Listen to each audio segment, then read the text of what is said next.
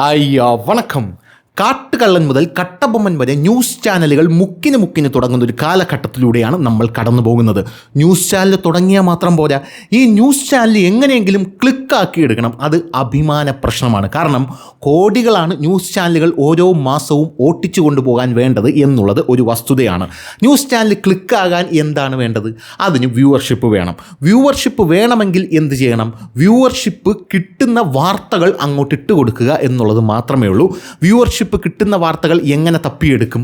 Viewership ഒരു പ്രത്യേക വിഭാഗം ആൾക്കാർക്ക്, അത് ആരോ ആയിക്കൊള്ളട്ടെ, ഒരു പ്രത്യേക വിഭാഗം ആൾക്കാരെ സുഖിപ്പിക്കുന്ന വാർത്തയാകാം, അല്ലെങ്കിൽ ഒരു പ്രത്യേക വിഭാഗം ആൾക്കാർക്ക് ഇഷ്ടമില്ലാത്തത് ചെയ്യരുത് എന്നുള്ള സാധനങ്ങളാകാം, അല്ലെങ്കിൽ ഒരു പ്രത്യേക വിഭാഗം ആൾക്കാർ ഒന്നിച്ചെതിർക്കുന്ന, അത് ശരിയായിക്കോട്ടെ തെറ്റായിക്കൊള്ളട്ടെ, അവരുടെ ശരിയാണ് ഞങ്ങളുടെ ശരി, അവരിപ്പം നട്ടുച്ചയ്ക്ക് വിളിച്ചുണർത്തിയിട്ട് ഇത് പാദരാത്രിയാണ് ഒന്ന് പറയടാ എന്ന് പറഞ്ഞാലും അതങ്ങ് സമ്മതിച്ചു കൊടുക്കുക. എങ്കിൽ മാത്രമേ വ്യൂവർഷിപ്പ് എന്നൊരു കാര്യം നമ്മുടെ ചാനലുകൾക്ക് വരികയുള്ളൂ എന്ന് കൃത്യമായി ഇവിടെയുള്ള എല്ലാ ന്യൂസ് ചാനലുകൾക്കും അറിയാം. അതറിഞ്ഞ്, അതായത് കളമറിഞ്ഞാണ് അവർ കളിക്കുന്നത് എന്നുള്ളത് നമ്മൾ കൃത്യമായിട്ട് മനസ്സിലാക്കിയിരിക്കുക. അതുകൊണ്ട് തന്നെ ഈ വിഭാഗത്തിന്, അതായത് നമുക്ക് ഏറ്റവും കൂടുതൽ വ്യൂ വരുന്ന വിഭാഗത്തിനെ അസ്വാരസ്യപ്പെടുത്താതെയുള്ള, അവരുടെ വ്യൂവർഷിപ്പിന് ഇളക്കം തട്ടാതെയുള്ള വാർത്തകൾ ചെയ്യുക എന്നുള്ളത് ഒരു ചാനൽ ഉടമയെ സംബന്ധിച്ച്, അല്ലെങ്കിൽ ആ ചാനലിനെ സംബന്ധിച്ച് വളരെ ഇമ്പോർട്ടൻ്റ് ആയിട്ടുള്ള കാര്യമാണ്. അവർ ഇരിക്കാൻ പറഞ്ഞാൽ മുട്ടിലിഴഞ്ഞങ്ങ് കൊടുക്കുക. ഇതാണ് പച്ച മലയാളത്തിൽ പറഞ്ഞു കഴിഞ്ഞാൽ ചെയ്യേണ്ട കാര്യം എന്ന് പറയുന്നത്. Please don't misunderstand. അങ്ങനെ വെച്ച് നോക്കുമ്പോൾ നമ്മുടെ കേരളത്തിലുള്ള എക്കോസിസ്റ്റം എങ്ങനെയാണ്? ഒരു ഇടത് ഇസ്ലാമിക് എക്കോസിസ്റ്റമാണ് നമ്മുടെ കേരളത്തിൽ ഉള്ളത് എന്നുള്ളത് പച്ചയ്ക്കങ്ങ് പറയാം, പച്ചയായിട്ടുള്ള കാര്യമാണ്.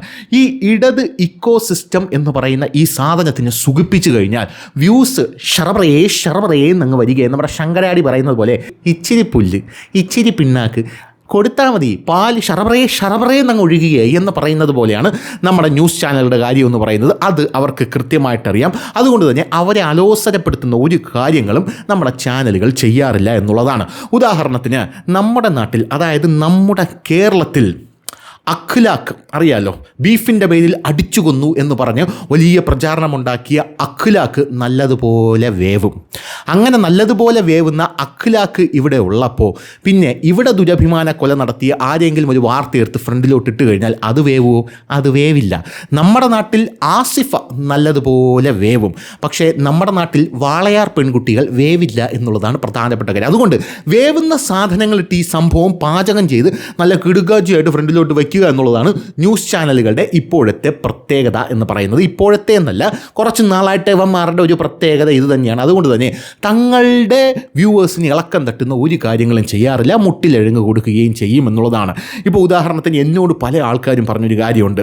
എന്നോട് പല ആൾക്കാരും ഞാൻ ന്യൂസ് ചെയ്യുന്ന സമയത്തും വാർത്ത വായിക്കുന്ന സമയത്തും പറയുന്നു, നിങ്ങൾ സുഡാപ്പികളുടെ ന്യൂസൊക്കെ ചെയ്തിരുന്നെങ്കിൽ, അവന്മാരെ ഒന്ന് സൂപ്പിച്ച് കൊടുത്തിരുന്നെങ്കിൽ ഇപ്പോൾ അണ്ടിപ്പരിപ്പായി, ഈത്തപ്പഴമായി, വിദേശയാത്രയായി, എന്തൊരു സെറ്റപ്പായി മാറിയേനെ എന്ന് പച്ചക്കെൻ്റെ മുഖത്തൂക്കി പറഞ്ഞ ഒരുപാട് ആൾക്കാരുമുണ്ട്.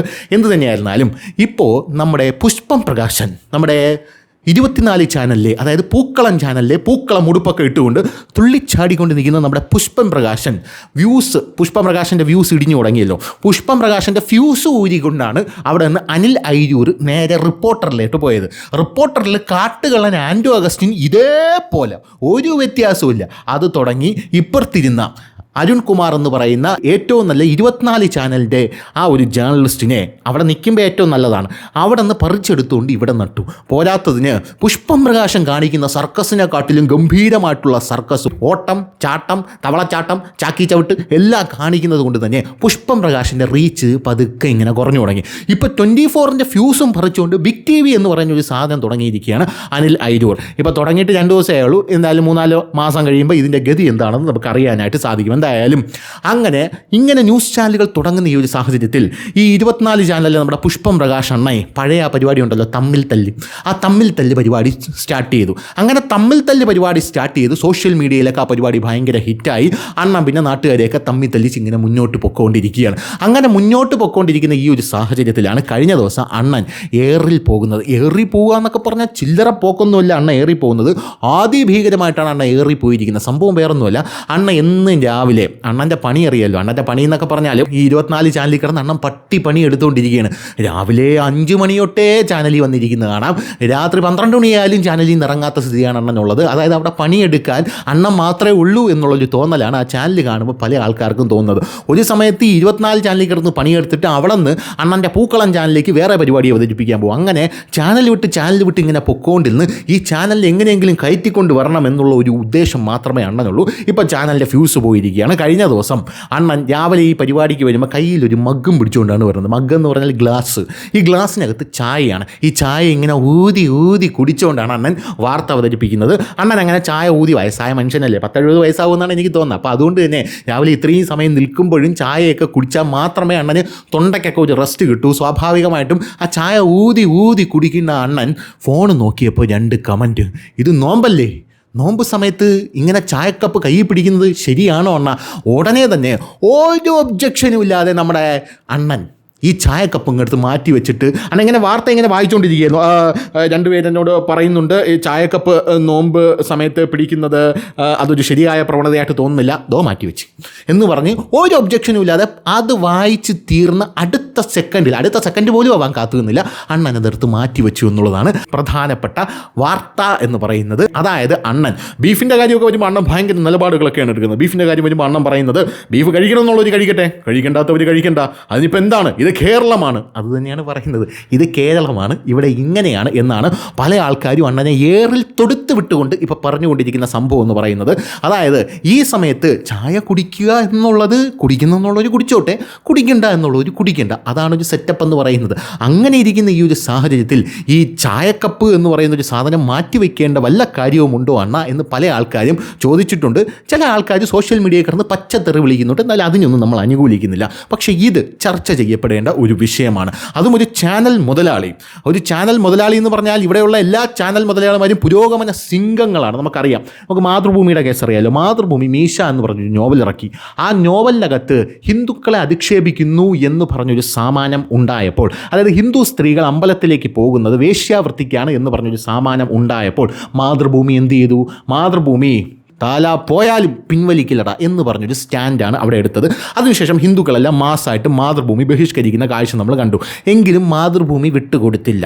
പക്ഷേ പ്രവാചകനെ നിന്ദിച്ചു എന്ന് പറഞ്ഞ് മാതൃഭൂമിയുടെ ഓഫീസ് തല്ലിത്തകർക്കുന്ന ഒരു സാഹചര്യം ഉണ്ടായപ്പോൾ അടുത്ത ദിവസം വന്ന് മാപ്പ് എന്നുള്ളതാണ് ഇവിടുത്തെ സെറ്റപ്പ് എന്ന് പറയുന്നത്. ഇതാണ് ഇവിടുത്തെ എക്കോ സിസ്റ്റം എന്ന് പറയുന്നത്. ഇങ്ങനെയുള്ളൊരു എക്കോ സിസ്റ്റം ഉള്ള ഈ നാട്ടിൽ ആ എക്കോ സിസ്റ്റത്തിനെ തകർത്തുകൊണ്ട് മുന്നോട്ട് പോകാൻ ഒരു ധൈര്യം വേണം, ഒരു ചങ്കൂറ്റം വേണം. അതങ്ങനെയല്ല, അത് ഇങ്ങനെയാണ് എന്ന് പറയാനുള്ള ഒരു ആർജവം വേണം.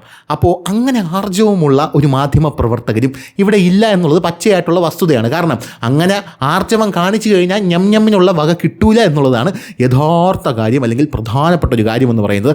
അതുകൊണ്ട് ഇനിയിപ്പം ചായ മാത്രം ആക്കണ്ട എന്നാണ് പല ആൾക്കാരും ഇപ്പോൾ അണ്ണനോട് പറഞ്ഞുകൊണ്ടിരിക്കുന്നത്. അപ്പോൾ ഇനി കാവടിയൊക്കെ വരുമ്പോൾ അണ്ണൻ 2 മറ്റേ കാവടിയൊക്കെ ആയിട്ട് ഇങ്ങനെ വന്ന് നിൽക്കുമായിരിക്കില്ല ചാനലിലെന്ന് വേറെ പല ആൾക്കാരും പറഞ്ഞുകൊണ്ടിരിക്കുന്നുണ്ട്. ശബരിമല സീസൺ ആകുമ്പോൾ കറുപ്പൊടുത്ത് അണ്ണൻ വന്ന് നിൽക്കുമായിരിക്കും എന്നൊക്കെ പറയുന്നുണ്ട്. എന്തായാലും ഒരു വിഭാഗത്തോട് മാത്രമേ ഇതിനെ അവർ പറയുന്ന പേരെന്താണ്? മതേതരത്വം. സത്യം പറയട്ടെ, ഇത് മതേതരത്വമല്ല, ഇതിനെ ഞാൻ പറയുന്ന പേര് പേടി. ഇതാണ് ഞാൻ പറയുന്ന പേര്. അമ്മയാണ് എന്നെ ഇത് മതേതരത്വമല്ല. കേരള സ്റ്റോറി എന്ന് പറയുന്ന സ്റ്റോറി ഇവിടെ എന്തുകൊണ്ട് പ്രദർശിപ്പിക്കരുത് എന്ന് ചോദിച്ചപ്പോൾ കോടതിയിൽ വക്കീൽ പറഞ്ഞൊരു വാദമുണ്ട്. അത് പ്രദർശിപ്പിച്ചു കഴിഞ്ഞാൽ തകർന്നു പോകുന്ന വിശ്വാസം മാത്രമേ ഉള്ളൂടെ നിനക്ക്, അല്ലെങ്കിൽ അത്രേ ഉള്ളൂ ഇവിടുത്തെ മതേതരത്വം. അത് പ്രദർശിപ്പിച്ചിട്ടും ഇവിടുത്തെ മതേതരത്വം തകരാതെ നിൽക്കുന്നെങ്കിൽ അതല്ലേ യഥാർത്ഥ മതേതരത്വം എന്നുള്ളത് കോടതിയിൽ ഇതിനു വേണ്ടി വാദിച്ച വക്കീൽ ചോദിച്ചൊരു കാര്യമാണ്. കേരള സ്റ്റോറി വന്നു, അത് കണ്ടു, അത് കണ്ടിറങ്ങിയ ആൾക്കാർ പറയുന്നത് കേരളത്തിനെ കുറിച്ച് ഇതിൽ യാതൊരുവിധ പ്രശ്നവും ഇല്ല എന്നുള്ളതാണ്. അപ്പോൾ അവിടെ നിൽക്കുന്ന സുന്ദര കുട്ടപ്പന്മാർ ചോദിക്കുന്നു, അപ്പോൾ കേരള സ്റ്റോറിയിൽ നിന്ന് എന്തിന് പേരിട്ടു? അങ്ങനെയാണെങ്കിൽ കേരള ക്രൈം ഫയൽസ് എന്ന് പറഞ്ഞ് ഹോട്ട്സ്റ്റാറിൽ ഒരു വലിയ കാണ്ടം കണക്കിന് വലിയ സീരീസ് തന്നെ കിടപ്പുണ്ട്. അതിൽ കേരളത്തിൽ നടക്കുന്ന കൊലപാതകങ്ങളൊക്കെയാണ് കാണിക്കുന്നത് എന്നുള്ളതാണ്. അങ്ങനെ പല കാര്യങ്ങളുണ്ട് എന്നുള്ളതാണ്. അപ്പോൾ ഇതിൻ്റെ പേര് മതേതരത്വം. ദേവി ഇത് മതേതരത്വം എന്ന് പറഞ്ഞുകൊണ്ട് വരരുത് പ്ലീസ്. അതായത് അപ്പുറത്ത് നിൽക്കുന്ന സുഡാപ്പികൾക്ക് നല്ല ക്ലാരിറ്റി ഈ കാര്യത്തിലുണ്ട്, അത് മനസ്സിലാക്കണം. അവർക്ക് കൃത്യമായിട്ട് നല്ല ക്ലാരിറ്റി ഉള്ള ടീമാണ് അപ്പുറത്ത് നിൽക്കുന്നത്. അപ്പുറത്ത് നിൽക്കുന്ന സുഡാപ്പികൾ, നമ്മൾ ഈ ഓണമൊക്കെ ആകുമ്പോൾ അവിടെ നിൽക്കുന്ന ഉസ്താദമാരൊക്കെ പറഞ്ഞ് അത് കേട്ടിട്ടില്ലേ, അങ്ങനെയുള്ള പല കാര്യങ്ങൾ. പക്ഷേ അതൊക്കെ നമുക്ക് ഒറ്റപ്പെട്ട സംഭവമാണ്. അതായത് ഓണം ആകുമ്പം അപ്പുറത്ത് നിൽക്കുന്ന ഉസ്താദമാരെ പല വീഡിയോസും പുറത്ത് വരാണ്ട് ഓണം ആഘോഷിക്കരുത്, അത് അവരുടെ അവരുടെ ആഘോഷമാണ് എന്നവർ പറയുന്ന പല വീഡിയോകളും സമൂഹ മാധ്യമങ്ങളിൽ പ്രചരിക്കുന്നുണ്ട്. യൂട്യൂബിൽ സെർച്ച് ചെയ്താൽ ഇപ്പോഴും നമുക്ക് കാണാനായിട്ട് സാധിക്കും. അതിനെയൊന്നും കുറച്ച് മിണ്ടില്ല. ഒറ്റപ്പെട്ട സംഭവം, ഇനി ചെറിയ ഒറ്റപ്പെട്ട സംഭവങ്ങളൊക്കെ ഇങ്ങനെയൊക്കെ കേരളത്തിൽ നടക്കുമെന്നുള്ളതാണ്. പക്ഷേ അത് ഒറ്റപ്പെട്ട സംഭവമല്ല, ഒരുപാട് സംഭവങ്ങൾ ഇതുപോലെ ഉണ്ടായിട്ടുണ്ട്. പോരാത്തതിന് അപ്പോൾ അങ്ങനെ നിൽക്കുന്ന ഒരു സാഹചര്യം അവർക്ക് കൃത്യമായിട്ട് ക്ലാരിറ്റി ഉണ്ട്. അപ്പോൾ അവരോട് തിരിച്ച് ചോദിക്കുകയാണ്, അതെന്തുകൊണ്ടാണ് ഓണം ആഘോഷിക്കില്ലെന്ന് പറയുന്ന സുഹൃത്തെ? ഇങ്ങനെ ചോദിക്കുകയുള്ളൂ കേട്ടോ. എന്താ ഓണം ആഘോഷിച്ച അങ്ങനെ ചോദിക്കൂല. അതെന്തുകൊണ്ടാണ് സുഹൃത്തെ ഓണം ആഘോഷിക്കില്ലെന്ന് പറയുന്നത്? അപ്പോൾ അവർ തിരിച്ച് വലിയ മറ്റേ പാണ്ഡിത്യമൊക്കെ എടുത്ത് വിതറിക്കൊണ്ട് അവർ പറയുന്ന കാര്യം മതലയനമാണത്. നമ്മൾ മതസൗഹാർദ്ദമാണ് ഉദ്ദേശിക്കുന്നത്. അപ്പോൾ മതേതരത്വം അത് വേറെ, മതേതരത്വം വേറെ, ഇത് മതലയനമാണ്. അപ്പോൾ ഈ മതങ്ങൾ ലയിപ്പിക്കാൻ നമ്മൾ സമ്മതിക്കില്ല.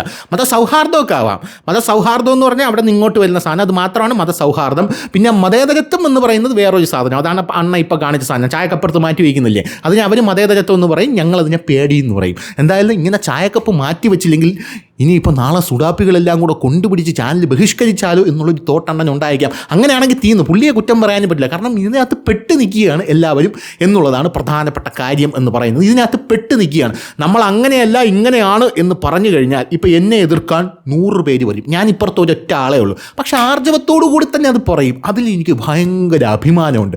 അതങ്ങനെ പറയുമ്പോൾ സത്യം പറഞ്ഞാൽ ഇത് അങ്ങനെയല്ല ഇങ്ങനെയാണ് എന്ന് പറയുമ്പോൾ നമുക്ക് കിട്ടുന്ന ഒരു നിമ്മതി ഉണ്ടല്ലോ, അത് ഭയങ്കരമാണ്. കഴിഞ്ഞ ദിവസം 85 കുട്ടികളെ, ഇപ്പോൾ 180 കുട്ടികളെ ഇസ്രായേൽ അവിടെ ബോംബിട്ട് കൊന്നു. ഈ ഇസ്രായേലിനെയാണോ നരേന്ദ്രമോദി പോയി കെട്ടിപ്പിടിച്ചത് എന്ന് ചോദിക്കുന്ന സുഡാപ്പികൾ ഉണ്ടായിരുന്നു. മിണ്ടുന്നില്ല കേരളം. ഈ ഖമനേയി എന്ന് പറയുന്ന അലവലാതി അവിടെ കൊന്നു തള്ളിയത് ഇസ്രായേൽ ഫലസ്തീന് കൊന്നു തള്ളിയതിൻ്റെ ഇരട്ടിയാണ്. അവിടെ പ്രതിഷേധം നടക്കുമ്പോൾ ഇതിനെക്കുറിച്ച് ചോദിച്ചാൽ അപ്പുറത്തോട്ട് മാറി നിന്ന് മറുപടിയില്ല. മാറി നിന്ന് പറയുന്നത് അയ്യോ ചാണകം, ഗോമൂത്രം, സംഗി, ഇവൻ ചാണകമാണ്, ഇവൻ ചാണകം തിന്നാണ് ജീവിക്കുക എന്നൊക്കെയാണ് ഇവന്മാർ പറയും. അവർക്ക് മറുപടിയില്ല എന്നുള്ളതാണ്. അപ്പോൾ അങ്ങനെയൊക്കെ ചോദിക്കുമ്പോൾ, അതായത് ഇത് ഫാക്റ്റാണ്, ഈ ഫാക്റ്റാണ് നമ്മൾ ചോദിക്കുന്നത്. ഈ ഫാക്റ്റ് നമ്മൾ ചോദിക്കുമ്പോൾ മറുപടിയില്ല.